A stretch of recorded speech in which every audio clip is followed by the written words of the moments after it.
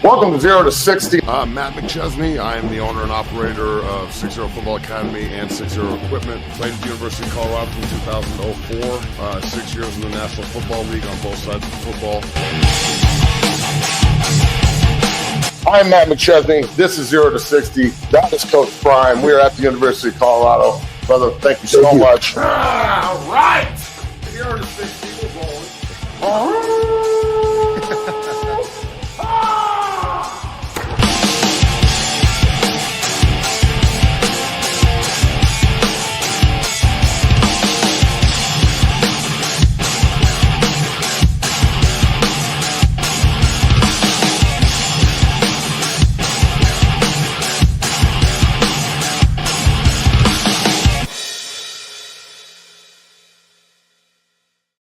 Welcome to 0 to 60. Happy Monday to everybody out there. I'm your host, Matt McChesney. Bailey's on the ones and the twos. We have a lot to talk about here today, so hold on to your ass and let's roll, Bailey. Let's roll. We got a fine show here on this beautiful and fine Monday here. The show is brought to you by BetOnline. BetOnline is the world's most trusted betting platform and your number one source for betting. Whether you're a seasoned fan or a first-time bettor, BetOnline is your ultimate game day companion. BetOnline is you cover with odds, stats, and more for every game, every play, and every win. BetOnline, the game starts here, and we roll. Matt, how you feeling on this fine Monday? Man, really good weekend, and I mean, other than flying, I don't know why there's such an issue with me getting on an airplane, but it's. Let's talk about it, man. I'm really curious. I gotta know what happened. What? Tell us this. Give us the breakdown here. Frontier Airlines now, not United, so different airline. No, it's a different one. So we're going after a different airline. Okay. Fucking ridiculous. So we had that big camp, the Under Armour AllAmerican invite camp. Yep. We had like 12 guys from the gym go out, including Nick. So we went out, flew out, stayed in Salt Lake. It was nice. Had a great camp. Nick made the final five. He got fucking worked when he made the final five, but he made the final five. And his prize was a 5-star, 320-pound tape person that's committed to Oregon. But as the youngest guy at the camp, making the final five was pretty damn impressive. He didn't lose a rep until he got to the finals. So that's good. So we booked our flight for like 2:50 right after the camp. Like, go jump on the plane and you're home by 4:00, and I'm sitting on my sofa watching the Timberwolves. Right? We get to the fucking airport. All right, we go. We get checked in and everything. We go get on the plane, and it is like 110 degrees on the plane. They can't figure out the air conditioning. It's only heat. Oh, so the heat is pumping like a motherfucker. It's like a sauna. And I'm sitting next to this like super Karen who is just losing her mind. And I had on my 6-0 shirt that has an American flag on it. And I heard her say to the stewardess, I can't sit next to one of them. So insinuating that I'm an American or something, I don't know. But she was a real bitch. Oh my gosh. Yeah, that was terrible. So then we had to deplane after sitting on the runway for like an hour trying to figure out why the heat was pumping. And I'm talking, bro, I had to like get up and get a shirt out of my bag just to wipe my head off. It was so hot on the plane. It was terrible. Yeah, I bet. That's coming from a football camp, right? So Nick is like just got done participating. He's sweating his ass off. I've been in the sun all morning. It's miserable. So we get off the plane, and about an hour and a half goes by, and they come over the loudspeaker and they go, attention, everybody going to Denver. We're not going to leave until 10 p.m. And our flight was scheduled to leave at 2:50. So, this is in Utah, right? Yeah, fucking Utah. So they soaked us in Utah. We got soaked all afternoon. And we didn't leave till 10 and got home at like 1 a.m. And it was awesome. I'm glad we went, but fuck, it was just flying experience is just, I don't understand how they're still in. Like, I understand they're a monopoly and they've got the world by the balls. If you want to fly, you got to eat shit. But holy hell, bro! Like, what happened to just this much service? Right. And they're just rude as fuck, and like it's always a problem, and I don't know. So flying is not my bag. I don't want to fly if I don't have to. So next time we're going to be driving, that's for damn sure. So Definitely. other than that, bro, it was a really productive weekend, and everybody showed out and played really well. And it's an opportunity to go get ranked and get a lot of eyes on you, and so that was very productive. But the flying part, you can miss me with that shit. Yeah, and one thing I wanted to highlight from your weekend, I didn't pay too much attention to it, but I did see a couple reps of your son, Matt, and he has really developed. And like since the last time we've shown highlight, I was like, damn, Nick, like seeing some of the reps of him going through, I was like, wow, he looks really polished. He's young and holding his own out there, Matt. So big props to Nick for sure. Yeah, he's balling. He was the youngest kid there, and him and Davis Moon are the only two sophomores invited, and everybody else was a senior. He was going against a bunch of seniors, a bunch of pretty much everyone there's offered or on the brink of being offered. So to see him and Davis walk out there as young cats and really put it down and play well, it was awesome. It was good to see the older guys do it too. But when young guys go out there and play the way they did, the confidence just goes through the fucking roof. So even though he got fed to a wild animal at the end of the camp and got his ass beat, that's okay. I don't know any player that I've worked with, Breck, Deacon, all of them, Drake and Salsa and all these, Jake Wiley, everybody's had that moment where you get dominated by somebody and you either have to make a decision to be dominated or to go dominate. So that's his moment, and we roll. So yeah, pretty productive. Absolutely. And shout out to Nick. Matt, Matt and Nick made it home safely, after dealing with Frontier Airlines. Matt, I saw a video that you tweeted over the weekend of, I don't know what transpired, but the three Frontier women who wouldn't let the guy on his plane. And I was like, I can only imagine Matt is going through and dealing with Frontier Airlines. They just they sucked. They weren't as bad as the other company. That was awful. But not as bad as United. Not as bad as United. But hey, man, now we got two airlines that I can't go on. So eventually I'm going to be on fucking Spirit Airlines. Spirit. Oh, boy. Matt, let's get into it and let's talk some news here. So NFL mini camps, went down the last, we haven't been live since last Wednesday, so we got a lot to talk about here. But, Matt, let's talk about the topic of the hour here. Shador Sanders has been, took part in Brown's rookie minicamp the last few days. He's been competing with Dylan Gabriel in the quarterback position. You got several rookies out there.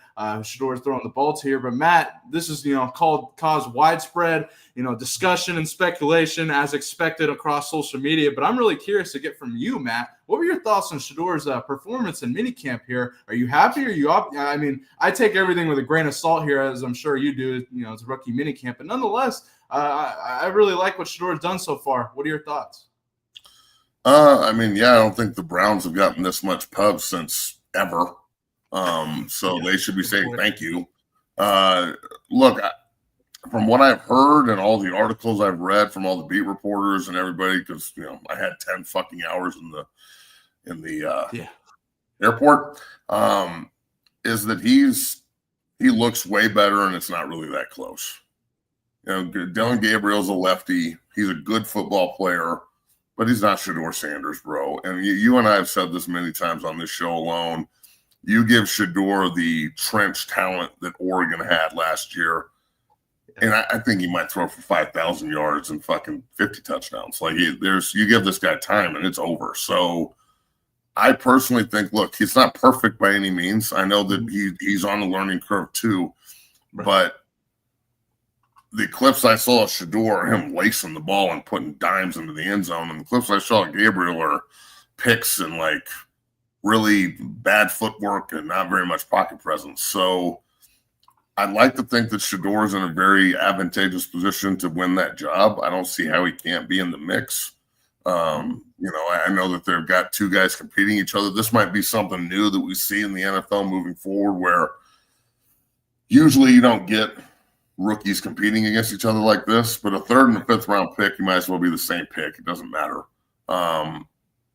Now that they're there, the competition is through the roof and people's eyes are on it.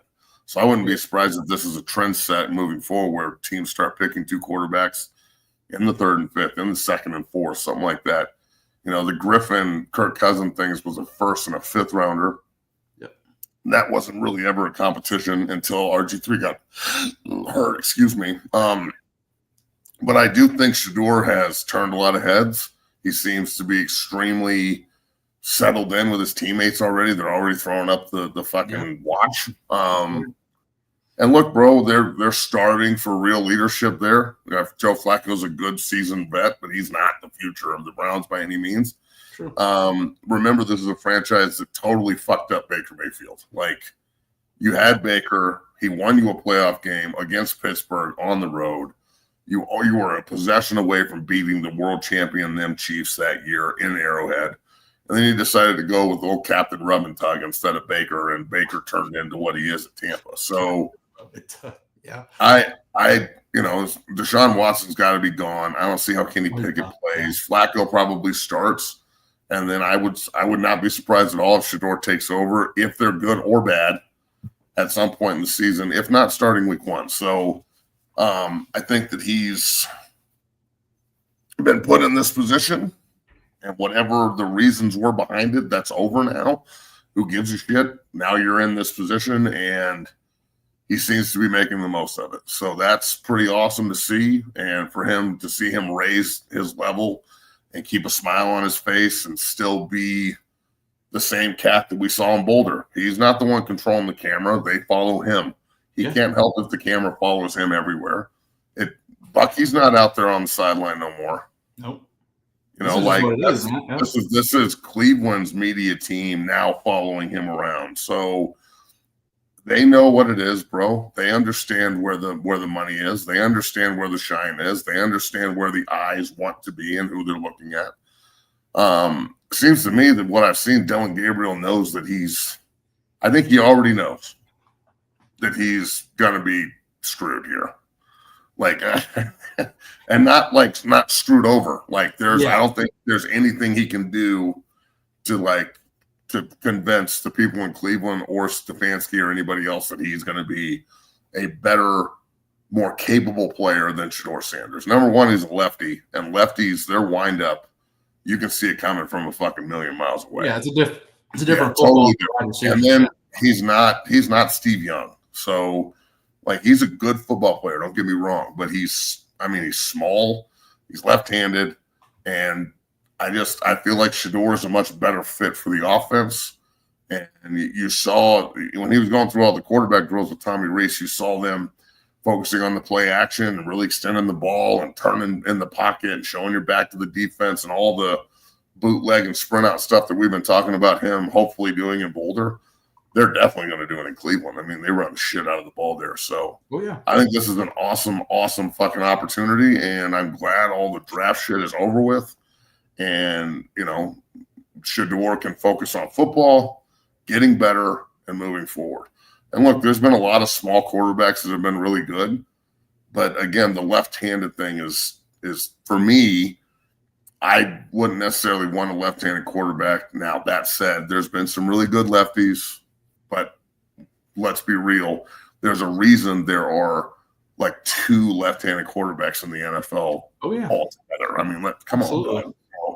So I think that I think Shedeur's put himself in a pretty good position after the mini camp. Now, I'm going to tell everybody to pump their brakes a little bit here. Thank you. Yes.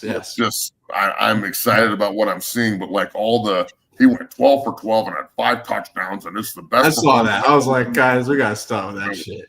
Pump your brakes here a little bit. Nobody is fucking charting stats in minicamp. You gotta be an uber fucking nerd to be charting stats in minicamp, dog. Come on, dog. Ooh. I mean, we're charting stats. I mean, they didn't have one drop, and the ball never hit the ground. He was I can't take this serious. It has to be against a bunch of guys who are going to be working at fucking Papa John's next week. I understand he's doing really well, but if you're charting stats from minicamp, bro, you need to find some fucking hobbies. New hobby, yeah, exactly. Something else. Other than this, you got to find at least a hobby. And don't get mad at me or get mad. If you get mad, at least I know you're the one with Cheetos all over your fingers, pounding that Mountain Dew Code Red in your basement while you Chicago backhand to the fucking SearsCatalog.com.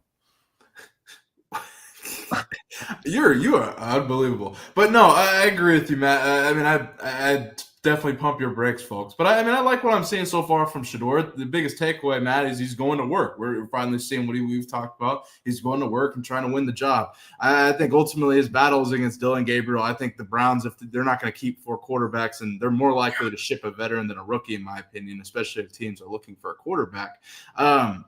No, I like you mentioned with Dylan Gabriel being a lefty, you definitely have to adapt the offense to a lefty. It's a different, football that wide receivers are catching. That's something that people don't really realize.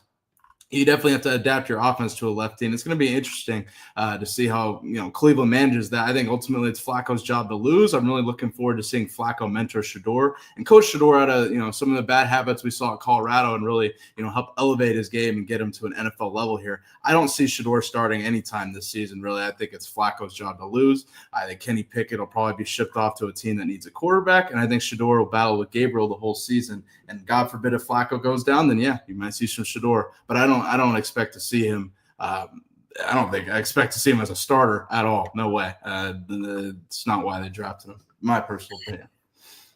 We'll see. But Matt, one thing I do want to show Matt is a reporter who was there at Browns minicamp. We talked about the battle between the 2 quarterbacks, and he says in terms of arm talent and throwing the ball, it's not even close. Shedeur is the better quarterback here. Take a listen, Matt. Good question, because it's limited. But did one of the 2 look better to you in what they were asked to do than the other? In just throwing the ball, it's not close. Shador Sanders. It's not close not either. Close, no. Wow, that's okay. Now that's news. That's news. But let me couch that by saying this is rookie minicamp. Sure. No pads, no full speed competition. Nobody coming to knock your head off. It's telling. They're side by side, and they're not asked to do much, but they're both asked to do the same thing, and that one of them looked discernibly better than the other. I think that I didn't know that we would get that out of this minicamp. We're standing here, Jay. They're on the field. They break the huddle from team stretch and team jog, and they go both pick up the ball and throw it. It's no question. Wow. Interesting, Matt. How much do you take away from that? What are your thoughts on the comments there? And to the chat, Joe Flacco's won a Super Bowl, so don't forget that shit. But Matt, go ahead. I think that yes, everybody needs to relax a little bit, but you can tell who's better immediately. So what difference does it make? Like, Shedor's a better player than Dylan Gabriel. He's going to be a better pro than Dylan Gabriel. I think that he will only continue to impress as he continues to get reps. So now going into OTAs and all that bullshit, he's going to get a ton of reps. We'll put it like that. So, yeah, you can tell from the quarterback position. I mean, he's not going to get hit in camp anyway. So I don't know what they're talking about. No one's putting on pads and running anybody over in camp that plays quarterback, but that's true. We'll see what happens when the vets get there. Like you got it, rookie mini camp. Even the people that are freaking out about Mason Graham throwing up. Look, let me just be blunt here. If you think that because a defensive lineman is throwing up at mini camp that he can't play or he's out of shape, you're a fucking moron. That shit bugs me, man. I threw up like 15 times a day, every day in practice. If it was 5 degrees, if it was 105 degrees, I just go over, puke real quick, and run back in. I can't believe people are actually talking about this like this guy's not a pro. All you're telling me is that you don't know dick about football. Like you've never played, you've never been in the heat before. You've never. It's humid there in Cleveland, man. Bro, he fucking threw up. Oh my God, he's not going to be a good pro. Are you out of your fucking mind? Like that's the dumbest shit I've ever heard in my life. So, this is the kind. That's who we're talking to here. Like the average idiot that doesn't understand what they're talking about is going to think that when we say pump your brakes, it's rookie minicamp. That's all they hear, and immediately we're hating. It's just like the Shiloh in Tampa. Yeah, he played pretty well. Travis looked pretty good in Jacksonville. Jimmy Horn looked good in Carolina. Wester looked good in Baltimore. Yeah, it's advanced T-shirt time after the draft. You're like, they're not really doing a lot. Everyone's scared shitless of injury. They don't want to get their draft picks hurt. True. And I really think that all these guys are going to be really good players. Shedeur is going to be the Cleveland quarterback moving forward in the future, and fucking will roll. But all the little inconsequential things that don't really lead to success or failure are being super over-evaluated right now. So thank you. Yeah. You know, the OTAs are the next part. They are important, but they don't make or break you. So right now it's about learning all the ins and outs of the playbook, which he's been supposedly immersed and hasn't left the building pretty much. And that's awesome. But again, it's a 3-day experiment, and 70% of the people on the field aren't going to be there moving forward because they're on rookie tryouts. So let's see how they do when all the vets get on the field and the learning curve there, which I think he'll be fine as well as the other guys. But again, it's amazing to me how impressed people are with stuff that is just like, I'm not saying he's average. I'm saying it's just like an average day in the NFL. Right. Yeah. Like people are just fucking blown away by completing balls in 7-on-7. Like I read some of the posts, like he's 12 for 12 and 5 touchdowns. I've never seen anybody perform like this. Slow down. Fucking legendary. And I'm like, oh. I mean, he's a really good player, and we all love him. But can you stop slurping him like this? What are you talking about? It's fucking like chill out. He's gonna do fine. He's gonna be a great player. Like quit just because he completed a ball in 7-on-7. Let the guy figure it out, dude. Right. Definitely. What the minute he has a problem, like, are you gonna go negative that fast? Yeah, it's gonna be the opposite, man. Like it's gonna, oh fuck, we're all screwed. He threw an incompletion. Ah. Yeah, like I don't know. And let me say this about Dylan Gabriel. Like I don't. It's rookie mini camp. Like we got to slow our roll here. Just because Gabriel threw a pick and there's people are saying, you know, Shedor's way better than him already and shit. We don't know. It's fucking May. Like we got to pump our brakes here with that as well, because I think that's ultimately who Shedeur is going to have to and will compete with this season.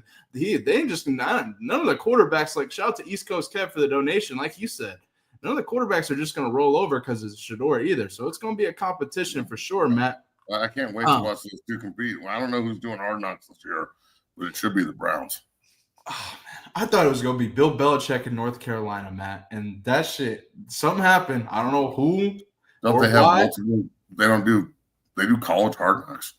So you don't remember that story? Apparently, so it was reported that they were going to do Hard Knocks, off-season Hard Knocks with Bill Belichick in North Carolina, and then it was reported that it wasn't going to happen, and then it was reported that the girlfriend played a part in it not happening, and who knows, man? But what could have been with that? Because I think that would have been electric, Matt. Nonetheless, but moving forward here, going across, sticking on some buffs in the NFL here, we see Leonte Wester working in Ravens rookie minicamp here. I had a chance to interview Ravens staff writer Clifton Brown and talk to him about how they're going to use Leonte Wester. It sounds like, Matt, they're going to use him as a punt returner and in the return game a lot, as well as on offense as a wide receiver for Lamar Jackson. But, Matt, as we see Leonte working some return drills here, what are your thoughts on hearing that news? Do you think Leonte would be a good punt returner in the NFL? We saw it a little bit at Colorado, him taking one back this past season. And, what are your thoughts? Go ahead. I think Wester and Horn are both going to be outstanding special teams players. Yeah, I agree. I mean, I don't really think that's debatable. That's why they got drafted where they did. You know, come in, and if you turn into an unbelievable slot in the 5th or 6th round, then we're rolling.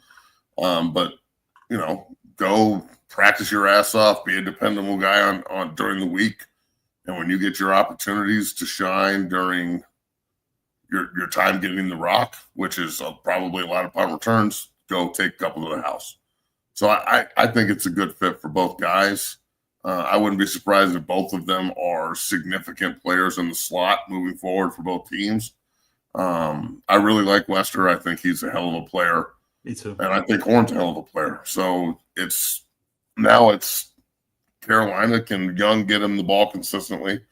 You know, is he going to continue to grow in that role? And then in Baltimore it's a crowded skill position room. Like they got a lot of dudes. So Wester is probably not a guy you can put on practice squad and keep. Yeah. I'd imagine if you put him on a practice squad, he'd get plucked pretty quick. So he's got to find a spot for himself, and they have to find a spot for him, if that makes sense. Definitely. It's on both sides to find out what they do well. Yeah, definitely. And I talked about that with Clifton. Like you just said, they're loaded at the wide receiver position. But I think their GM Eric DeCosta talked about how they're really looking forward to using Leonte in the return game and possibly using him on offense. Matt, this is completely out of the blue here, but shout out to Mike Bundy for the donation. He actually has a question here, Matt. Thanks, Mike. Have you ever gone under anesthesia for a tattoo? Like, have you been put to sleep for a tattoo like your boy Anthony Richardson here? No. So, for some context, Anthony Richardson got a giant back tattoo. He's got a roulette wheel. He's a big gambler, I guess. And he got a back tattoo. He got put to sleep for 7 hours to get this giant back tattoo here, Matt. And JB reacted to this morning, and he take a guess at his reaction. But I was just curious, coming from a tattoo man yourself, what are your thoughts on this? Getting put to sleep? Well, what did JB say? Because he's got like pussy, because he's like I know OGs that have gotten their full body tattoo and they didn't go to sleep. So I don't know. That's his take. But go ahead. If I had the ability to, I'm sure this cost him $50,000. Oh yeah, because there's like 5 artists and he's being put under. If I could afford to do this and I had 4 artists I trust and they could just put me to sleep and bang this out, yeah, fucking A, I would do it. But I don't know. I've got my side done and my full chest and shoulders and both arms, and I'd rather not get my ass kicked for 10 hours on my back, but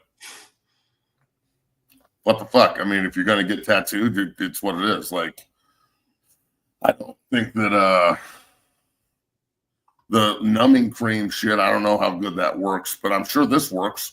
I'm sure being put to sleep and having someone, just bang out the tattoo, that a lot of the tattoo process is getting the tattoo, like going through the pain of the tattoo and the anguish of it and the shittiness, and kind of earning the ink.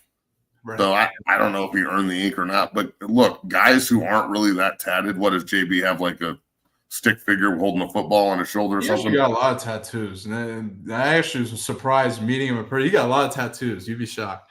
All right, well then I guess he's a tattoo guy. So I just, if you're not a tattoo guy, I don't know, man. The whole back seemed like it would suck and probably take. My thing is that would probably take what?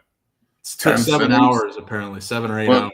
Like, think about it, without anesthesia and only one artist, that would probably take 10 sittings, bro. That would take forever. Yeah. So maybe that's why he did it. But he has the money to do it. He's got the artists to do it and the ability to go under anesthesia to get it done. Anytime you go under anesthesia, you're playing with fire a little bit, in my opinion. But again, if you want to get it done in one shot and shit, cool. So I think maybe Richardson should be saving his money. I don't know how much longer. He ain't getting a second contract unless he's moving to fucking slot receiver or something. That guy sucks.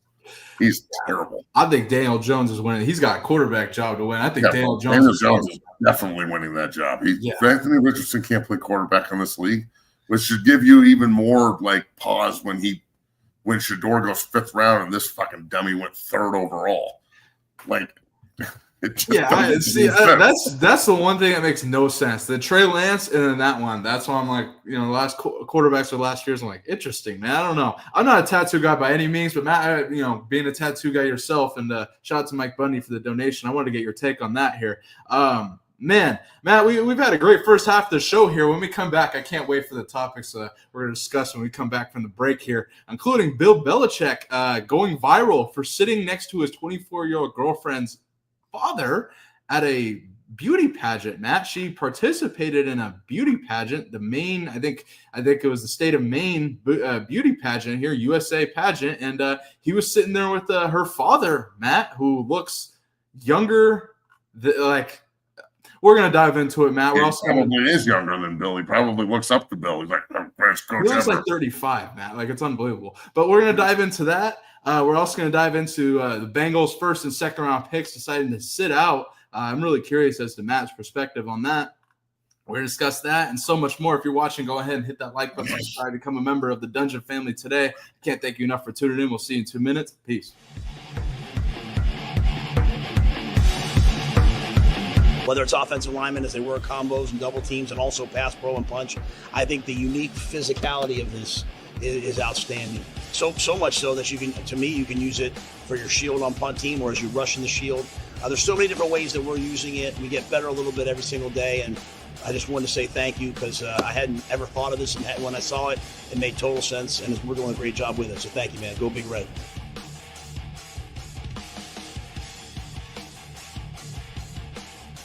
What this has done for us is it's allowed us to, because of the surface area, because of its firm nature, I can still strike against another player and have to use that punch just like you do on a sled. At the same time, have to time my punch because it could move. I can teach defensive linemen how to handle double teams because they can feel pressure. We can simulate contact in a safe environment in non-contact times because of this unique bag.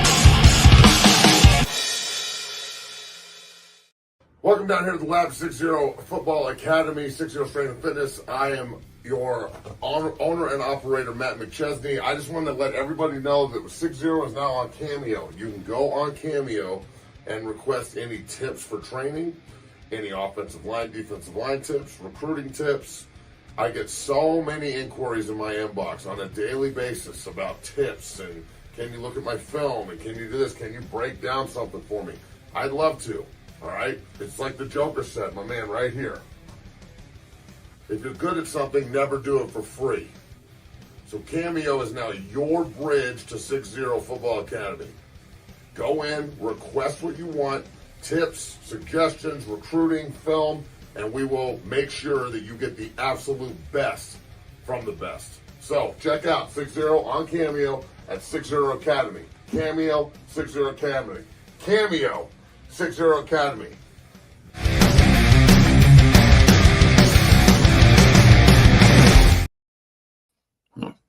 We're back in the building, Matt. Good first half of the show here. Got your reaction and take on Shador Sanders' performance in Browns minicamp here. I can't wait to get this get your take on this topic here, Matt. Let's get in, waste no further time.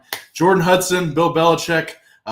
Here, as you can see, hand in hand to the Miss Maine USA pageant here, Matt. And Bill Belichick actually sat with Jordan Hudson, his 24-year-old girlfriend's father, at this Miss Maine USA pageant here. And Jordan Hudson spoke to the crowd at the pageant saying, I hope those watching this find the strength to push through whatever it is and embody that hate never wins. Matt, here you can see Bill Belichick, I'm going to call it chopping it up here with some other contestants here in this beauty pageant, Matt. I'm really curious as to your take on this entire situation. I was just can we get to the season, man? Don't remove him from coaching at UNC. That's my take. But Matt, go ahead. What are your thoughts? This is getting a little weird. It's getting a little too weird for me. Like it seems fuck, bro. This is getting a little weird. He's hanging out with fucking dudes, chick's father. He's fucking 46. Bill's 80.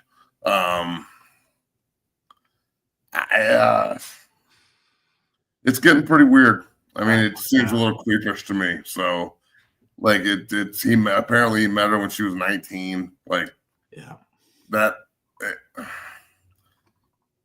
It's getting a little fucking weird. It's getting a lot weird, bro. This is weird. That's some weird shit. I'm sorry, but I know you want a good relationship with your future father-in-law, but holy shit. I'm checked out on this one, bro. I think I think Belichick might not understand the harm he's doing to his reputation. Like, I wonder where this is going to be in 6 months to a year. Yeah, I'm terrified, Matt. I've been a supporter, not necessarily of this. I don't really give a shit about the girl. Like, I just want to get to the season and see him coaching college. I was really looking forward to that. And Matt, the more as we go on here talking about this and looking forward to this, the more it comes out, it just gets worse. It's a PR She seems nightmare, crazy man. too. She seems like she's fucking cuckoo. Oh yeah, she seems like super controlling and probably never happy, and like fucking super depressed chick who like puts on a happy face but then takes it out on old man Bill, and he's just like sitting in the fucking corner like, you know. Yeah. But look, man, it's undefeated, so apparently she's got some power over him. So I would think I would have more respect for Bill if he just hit it and quit it with the 24-year-old. But the fact that he's like in love with her and shit, it's fucking weird, dog. I'm sorry, but it's just fucking weird. It's weird. Yeah, it's becoming like in the media, it's worse. On Friday, there was a story that came out that Jordan Hudson was banned from all UNC football facilities and athletic facilities. Then the university had to release a statement saying that no, she's not employed for the university, but is gladly welcome into all UNC. I thought she had a job there. Huh? I thought she like worked for Bill and the football. No. She works for Bill. She don't have any association to the school, as far as I know. Bill, I would advise maybe just it's May. Breaking up with her, moving on with your life. That's what I would advise too. Yeah, or just get out and quit doing this. Like, get out, like, quit going in public and doing this shit. And like, it's a setup, bro. Like, I don't know what to say. Don't just stop with the public shit. Make it private. Yeah. Somebody just said, imagine if Dion did this. Oh. Look, I don't think Dion is celibate. No, I don't know. But I don't think he's. I don't think he's like, you know, no sex until marriage. Like that's not happening. So. But he's not putting his business in the streets. He's not parading he's not around. stupid like this. Like this he's is not parading stupid. Around chicks. Yeah, he understands the importance of behind closed doors. I bet you. Belichick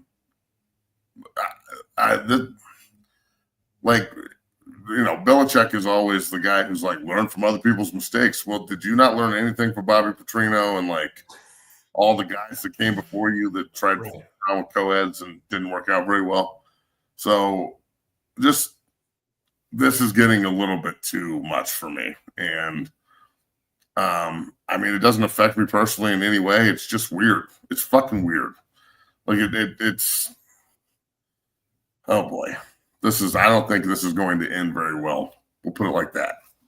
I'm, like, trying to think of it in my head what makes sense. Because, like, if I'm Bill Belichick, you aren't doing this. Like, you after all the noise, like, does he not understand or think about or – how do I say this? He probably doesn't understand or prior to this didn't think about the repercussions in the media from this story because he's getting thrown out like Shannon Sharp, Matt. Like it's.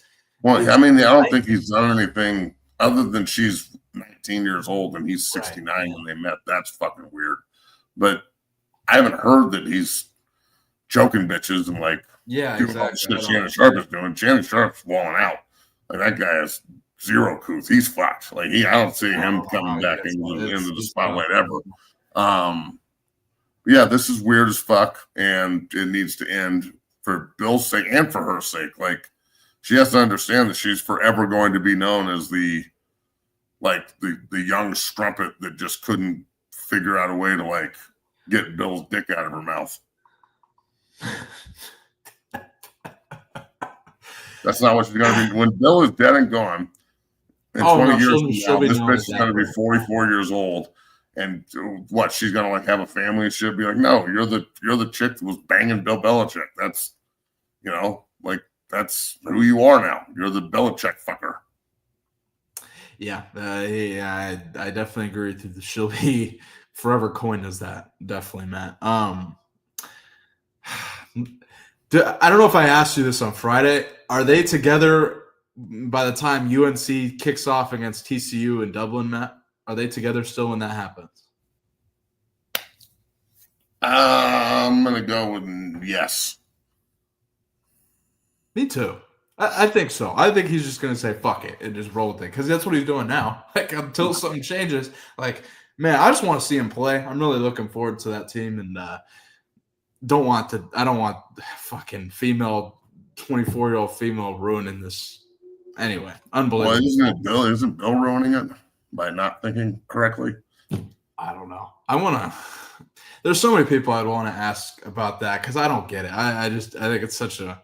She's undefeated. It's really gone. It's really backfired. Let's say. I don't know from a PR perspective, but I don't know. Something's going on. Definitely, Matt. Matt, let's move forward here. I gotta ask you about Bengals rookies here. So Demetrius Knight II, and from my understanding, Shamar Stewart, the first rounder they got from A&M, are participating in drills. This is according to ML Football here, because of Cincinnati's rookie waiver. Unlike the other 31 NFL teams, Cincinnati's rookie waiver does not fully protect players. According to ML Football here, all NFL teams use waivers to protect unsigned rookies before contracts, but Cincinnati's waiver only covers disabling injuries, according to league sources familiar with the language. Sources say Knight and other non-participating Cincinnati rookies are not holding out for money, but for complete protection, and are aiming to change the waiver language for future Bengals draft picks. Matt, what's your take on that here? I'd really like to get your perspective on it. What are your thoughts? First of all, Cincinnati is cheap as fuck, and this is how they are constantly. We've talked about this many times. They're constantly lowballing the players. This is another circumstance where the agents caught the language in the contract and didn't like it, and they're protecting their clients. The kids are not being selfish or pussies or anything. They want the same protection that the other 31 clubs give. Right. That's it. Like, I'm sure that there's certain people that think the kids are bitches because they're holding out. That, again, if you're an ex-player and you actually think these guys are holding out because they want to, you're fucking stupid. Okay, this is how you get what you want if you are in a position to get what you want. Like, and that's first and second round pick who want the protection in the contract. And if something catastrophic happens, they want to be covered. I don't see how that's a bad thing. So, right. It's smart of the kids and the agents to take care of themselves and hopefully set a precedent that Cincinnati has to change this.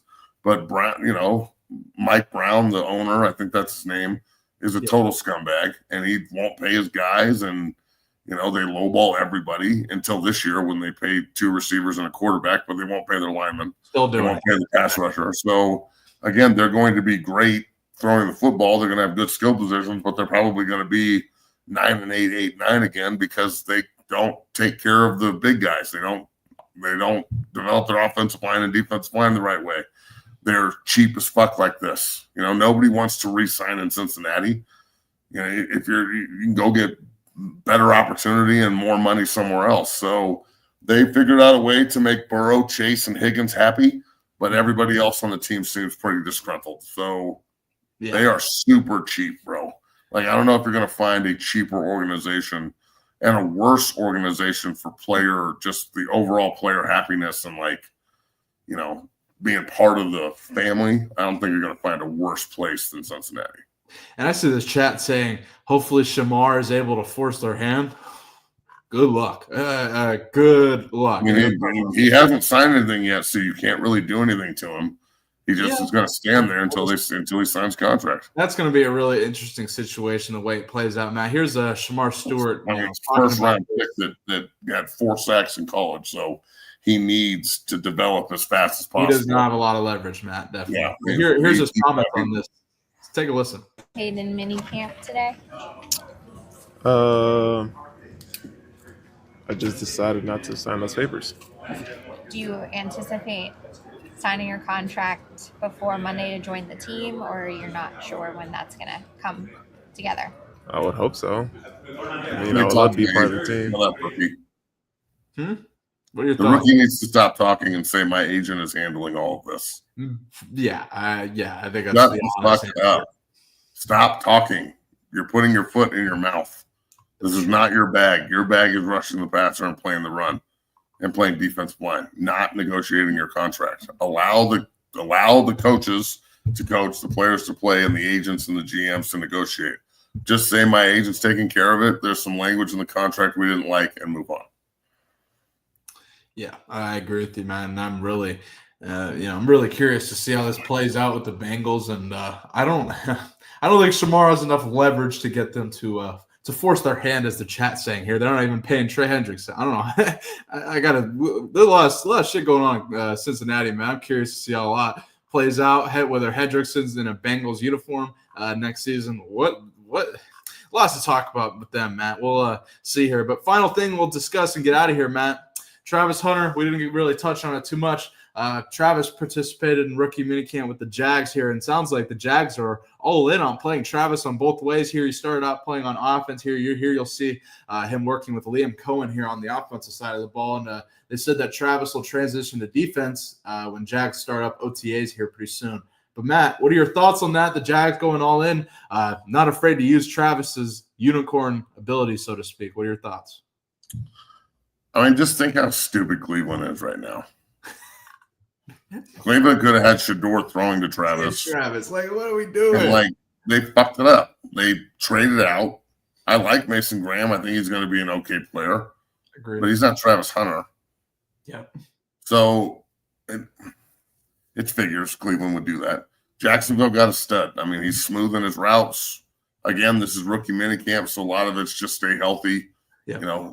He's not out there fighting for a position or anything. They know he's going to be the guy.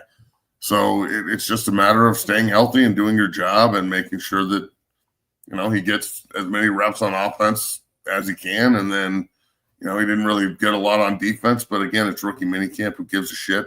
We'll see what happens in OTAs and how much look he gets there on defense. But, again, he's going to be a generational type player for Jacksonville. I think he'll do a great job. I agree. And I'm really happy to see that, there's a team that's not afraid to give him the opportunity, at least try, going both ways. And, I'm really excited to see how Travis attacks that goal. And I think ultimately we're going to see something special come this season in Jacksonville. Fucking ball out, dog. Yeah, I can't wait. I think it's a great spot for him, Matt. Matt, Derek Carr retired over the weekend kind of due to some injuries here, shoulder injury that he was unable to really recover from. But nonetheless, shout out to Derek Carr on a great career and, retiring, got a lot of money in the NFL. But now the Saints are left kind of light in the quarterback room here. They got Rattler, and then they got the rookie Tyler Shook, and Jake Hayner, I believe, is still on the roster as well. I would guess, and from some inside sources, I think the Saints are all in on Rattler, at least right now. I would be shocked if they come out with a rookie week 1 starting and Tyler Shook there. But Matt, what are the Saints going to do at quarterback? And I'll ask you again, where's Aaron Rodgers going?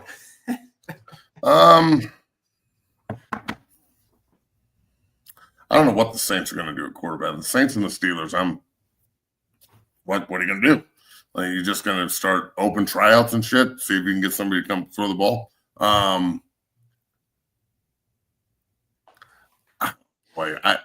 don't think Aaron would want to go to New Orleans for 1 year. That doesn't make a lot of sense. Right. Pittsburgh makes sense if and the if is if Aaron Rodgers isn't being Aaron Rodgers. And unfortunately, you're not just getting a quarterback, you're getting a smug fuck who thinks it's all about him.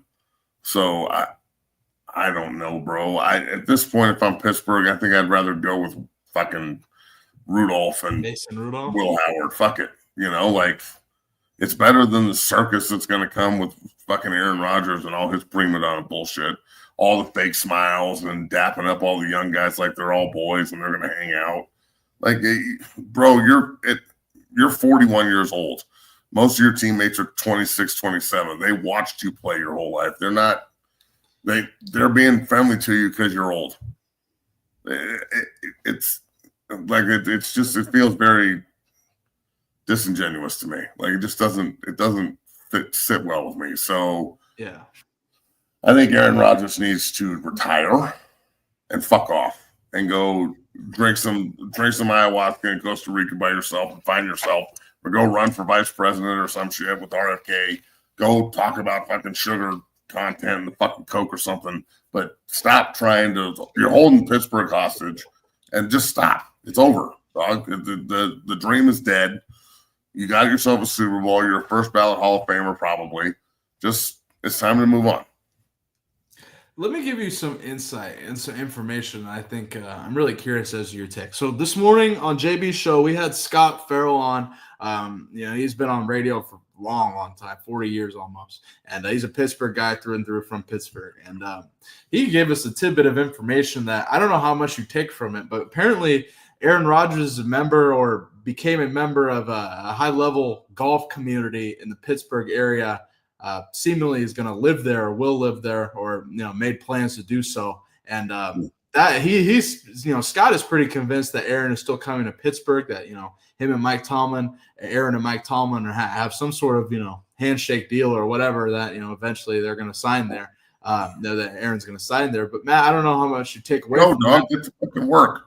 Yeah, that's when I'm like, what's the wait here? But he's also like, he's at the point where he's like, what the fuck is the wait? Like, we're ready to roll, Steelers fans are ready to roll with Mason Rudolph at this point. Fuck it. Like, that's kind of where they're at. So what are your thoughts on that? Well, like I just said, why are we waiting for Aaron Rodgers? Why? What's the point? Like, and what is he waiting for? Like, this is football time. It's time to go back to work and practice and get to know your teammates and build rapport with DK Metcalf and try and figure out the offense and, get in there and put your nose to the stone and figure out if you can go win a Super Bowl in Pittsburgh with a great defense and a team that runs the ball. And Mike Tomlin, like they're missing a quarterback. They got rid of Pickens and his diva ass, and they brought in Metcalf's diva ass. So we'll see how that goes.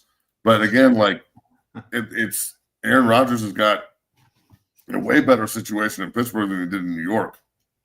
Number one, you're not playing for the Jets, so there's one check. Number two, the offensive line is way better. They're not great, but way better than New York's. The defense is outstanding. The fan base is outstanding.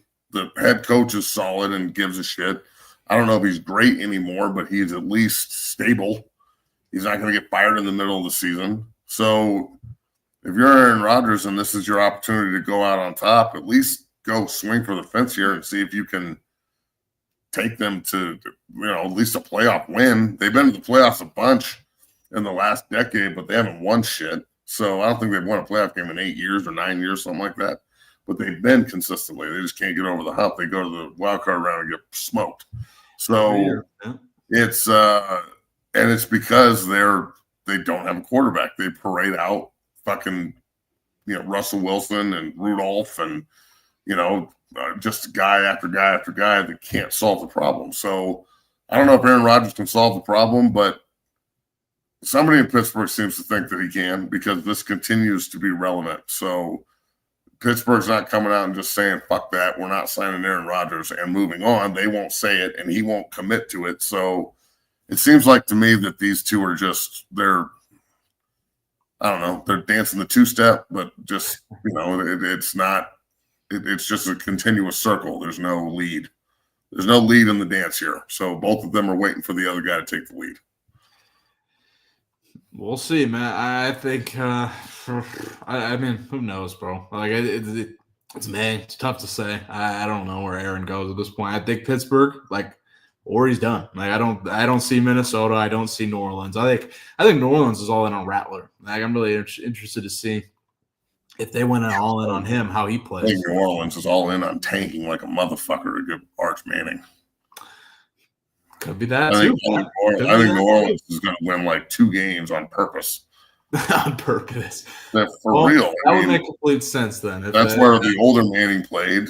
I mean, that's exactly. Literally. Yeah. Full circle, let Arch go number one to if he comes out, of course, he could stay in school. Definitely. With the money he's making, it may be a better fit to stay in school. You never know. But if he's the consistent number one pick, if I'm New Orleans, I'm doing everything motherfucking humanly possible to make that happen, just on the lineage part alone. Definitely, 100%, Matt. That would be pretty cool to see. And I don't know. I'm interested to see how Arch Manning plays this season. I think him sitting these past 2 years in Sark, showing that discipline and not playing him early, I think he's going to really benefit from that, and he's going to light it up this season. Man, great show nonetheless on this fine Monday, Matt. We got your reaction to Shedor's performance in rookie camp here. We talked Jimmy Horn, Leonte Wester, and all the other Colorado Buffaloes as well. I'm going to discuss Shador Sanders and why I think the Buccaneers are actually a great fit for Shiloh, my show tomorrow here. But, Matt, any closing thoughts here on this fine Monday before we get out of here? Nah, man, thanks for watching, everybody, and I'll see you Wednesday. So thank you guys for watching. If you're watching, hit that like button, subscribe, and become a member of the Dungeon family. We will be back here live on Wednesday here to talk all things Colorado Buffaloes football news, recruiting, etc. Shador Sanders and the Cleveland Browns, Jimmy Horn, etc. I'll be live tomorrow with TCU radio host and former head soccer coach Jay Fitzgerald to talk all things TCU football. He's interviewing Sonny Dykes today, their head coach. Their head football coach, and we're going to talk all things TCU football, Big 12 football, and more. So tune into that on my channel, Bailey Price Media Live. Thank you guys for watching. Enjoy your Monday, and we'll see you guys on Wednesday. Appreciate you watching. Peace. Later, y'all.